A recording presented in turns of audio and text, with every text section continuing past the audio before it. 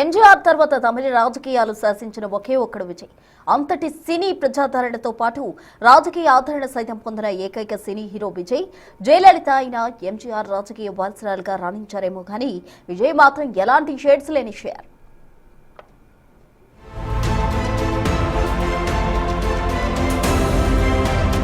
ఎంజీఆర్, ఎన్టీఆర్ మూడక్షరాలే. విజయ్ ఇది మూడక్షరాల పేరే.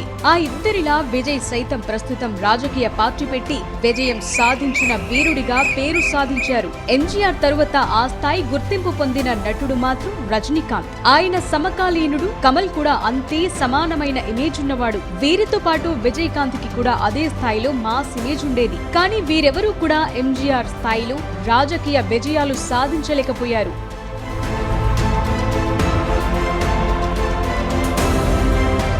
రజనీకాంత్ పార్టీ పెట్టకుండానే వెనుదిరిగితే ఆ తరువాత పార్టీ పెట్టిన కమల్ కోయంబత్తూరులో వానతి శ్రీనివాస్ అనే మహిళ చేతిలో ఓడిపోయారు. ఇక విజయకాంత్ వీరిద్దరికన్నా పర్లేదనిపించినా ఆ తరువాత ఆయన పలు కారణాల వల్ల రాణించలేకపోయారు. అదే విజయ్ అలా కాదు. ఎంజీఆర్ పార్టీ పెట్టిన తొలి ఎన్నికల్లో 130 సీట్లతో విజయం సాధించి అధికార స్థాపన చేయగా ఆ తరువాత ఆ స్థాయిలో సింగిల్ లార్జెస్ట్ పార్టీ విజయ్దే.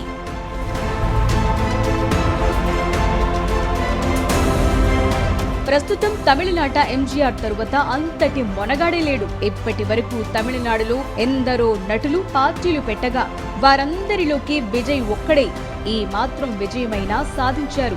దీంతో ఇదో సరికొత్త సినీ రాజకీయ చరిత్రగా మారింది. ఇప్పటి వరకు ఇలాంటి విజయం చూడని సినీ పొలిటికల్ ఇండస్ట్రీకి ఇదో బూస్టర్ గా నిలుస్తోంది.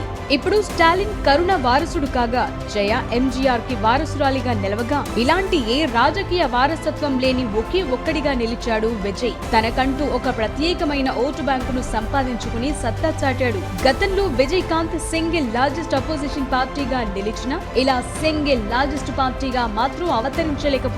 దీంతో విజయ్ ప్రస్థానం ఒక ప్రత్యేకతను సంతరించుకుంది. ఇందుకు కారణాలేంటన్న రీసెర్చ్ మొదలైంది.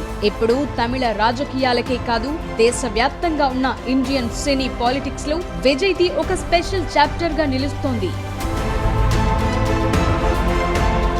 ఎంజీఆర్ తాను సినిమాలు బాగా తగ్గించి 55వ ఏట పార్టీ స్థాపించి 60వ ఏట సీఎం అయ్యారు. అదే విజయ్ తాను సినిమాల్లో 100 కోట్ల పారితోషికం తీసుకుంటున్న పీక్ టైంలో అంటే 49వ ఏట పార్టీ పెట్టి 51వ ఏట సీఎం పీఠానికి చేరువయ్యారు. అప్పటికి ఇప్పటికీ సినిమా ఏజ్ గ్రూప్ లో చాలానే తేడా వచ్చింది. ఇప్పుడు అమితాబ్, రజనీకాంత్ లేటు వయసులో కూడా గ్రేట్ సినీ విక్టరీలు నమోదు చేస్తున్నారు. దీంతో పోలిస్తే విజయ్ కి సినిమా భవిష్యత్ ఇంకా ఎంతో ఉంది. మరికొన్నాళ్ల పాటు ఆయన 100 కోట్ల రెమ్యూనరేషన్లు తీసుకుంటూ సినిమా లైఫ్ ఎంజాయ్ చేయొచ్చు. కానీ ఇది కరెక్ట్ టైం గా భావించిన ఆయన సినిమాలను త్యాగం చేసి రాజకీయ అరంగేట్రం చేసి అదరగొట్టారు. ఎంజీఆర్ సినిమా గ్లామర్ ని రాజకీయ శక్తిగా మార్చారు. అదే విజయ్ సినీ గ్లామర్ ని గ్రౌండ్ లెవెల్ కు తీసుకెళ్లటంలో విజయం సాధించారు. ఎంజీఆర్ కి లేటెస్ట్ వెర్షన్ విజయ్ అన్న పేరు సాధించారు.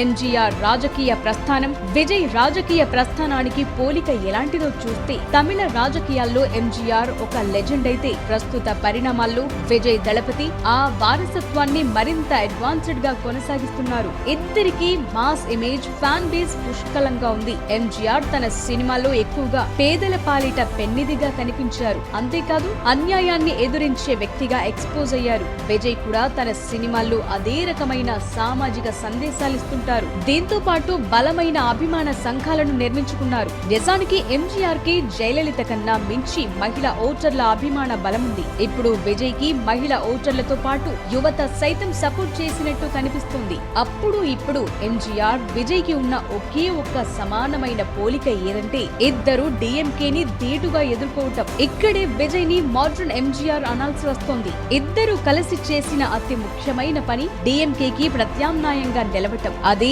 ఈ ఇద్దరిని డిఎంకే తో ఢీకొట్టిన ధీరులుగా నిలుపుతోంది. అయితే ఈ ఇద్దరికి తేడా ఒకటుంది. ఎంజీఆర్ సుమారు 10 ఏళ్లకు పైగా డిఎంకేలో పనిచేశారు. రాజకీయ లోతుపాతులు బాగా తెలుసుకున్నారు. అదే విజయ్ అలా కాదు.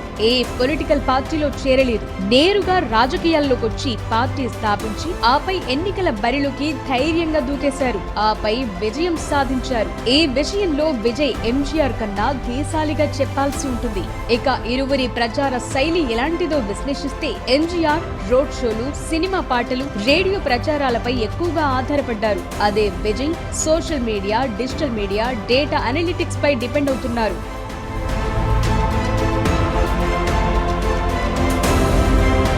ఎంజీఆర్ది స్వచ్ఛమైన అన్నా ద్రవిడ సిద్ధాంతం కాగా, అదే విజయ్ ద్రవిడత్వంతో పాటు జాతీయవాదాన్ని ఎంపిక చేసుకున్నారు. ఇందుకు అంబేద్కరిజాన్ని సైతం జత కలిపి సరికొత్త పంథాలో నడుస్తున్నారు. విజయ్ ని మరీ మెచ్చుకోవాల్సిన అంశం ఏంటంటే, అప్పట్లో ఓటర్లంతా మెచ్యూర్ కాదు. సినిమా వాళ్లకు గంపగుత్తగా ఓట్లు గుద్దేసేవారు. అదే ఇప్పుడు ఓటరు బాగా తెలివి మీరిపోయారు. విజయ్ కన్నా ముందు ఎందరో సినిమా హీరోలను మట్టి కరిపించేశారు. ఇలాంటి బ్యాడ్ టైంలో కూడా గుడ్ విక్టరీ నమోదు చేసిన ఒకే ఒక్కడిగా నిలిచారు విజయ్. ఇదే ఆయన నుంచి ఇతర సినిమా స్టార్లు నేర్చుకోవాల్సిన మెయిన్ కోర్ ఎలిమెంట్. అందుకే ఆయన్ను తమిళ సినీ రాజకీయాల్లో అభినవ ఎంజీఆర్ గా అభివర్ణిస్తున్నారు.